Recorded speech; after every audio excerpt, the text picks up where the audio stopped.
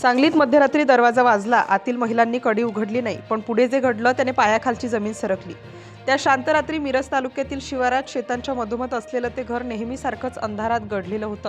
घरात सगळे गाढ झोपेत होते. कुणालाही कल्पना नव्हती की काही मिनिटात आयुष्यभर न विसरणारा थरार सुरू होणार आहे. अचानक दरवाजा वाजल्याचा आवाज झाला आणि क्षणात घरातले सगळे दचकून जागे झाले. इतक्या रात्री कोण असेल हा प्रश्न मनात आला, पण दार उघडायची कुणाचीही हिंमत झाली नाही. महिलांनी कडी घट्ट धरून ठेवली. बाहेरून आवाज थांबला आणि काही क्षणांसाठी सगळ्यांना वाटलं कदाचित कुणी चुकून आलं असेल, पण तो भ्रम फार काळ टिकला नाही. कारण लगेचच खिडक्यांच्या दिशेने जोरात दगड आपटल्याचा आवाज झाला. काचा फुटल्या, घरात काचांचे तुकडे उडाले. भीतीने सगळ्यांचा श्वास अडकल्यासारखा झाला. कुणी काही समजायच्या आतच दरवाजावर एकामागोमाग एक जोरदार आघात होऊ लागले. लाकडाचा कडकडाट झाला आणि काही क्षणात दरवाजा तुटून पडला. अंधारातून अनेक जण घरात घुसले. चेहऱ्यावर दहशत, हातात धारदार शस्त्र. घरात एकच गोंधळ उडाला. महिलांच्या तोंडातून किंकाळ्या फुटल्या. पुरुषांनी प्रतिकार करण्याचा प्रयत्न केला, पण समोरच्यांची संख्या जास्त होती. एका तरुणावर चाकूने वार करण्यात आला. तो खाली कोसळला. फरशीवर रक्त सांडू लागलं.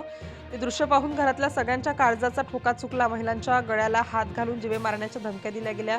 घरातलं कपाट फोडण्यात आलं. सगळं सामान अस्ताव्यस्त फेकलं गेलं. दागिने, मोबाईल आणि रोख रक्कम हिसकावून घेतली गेली.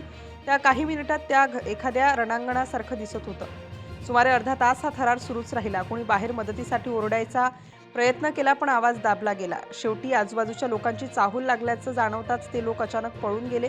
घरात उरला तो फक्त भीतीचा थरकाप, जखमींचा आक्रोश आणि रक्ताने माखलेली फरशी. त्यानंतर जखमीला तातडीने रुग्णालयात नेण्यात आलं. सकाळ होताच परिसरात गर्दी जमली.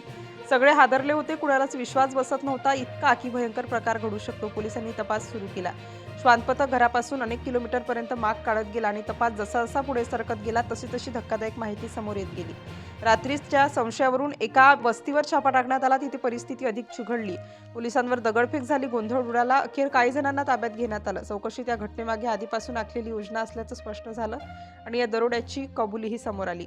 मात्र अजूनही काही चेहरे अंधारातच आहेत. शोध सुरू आहे आणि त्या रात्रीनंतर त्या घरात झोप शांतपणे येत नाही. कारण सांगलीत त्या मध्यरात्री दरवाजा उघडला होता. कडी उघडली नव्हती, पण पुढे जे घडलं ते आयुष्यभर विसरता येणार नाही.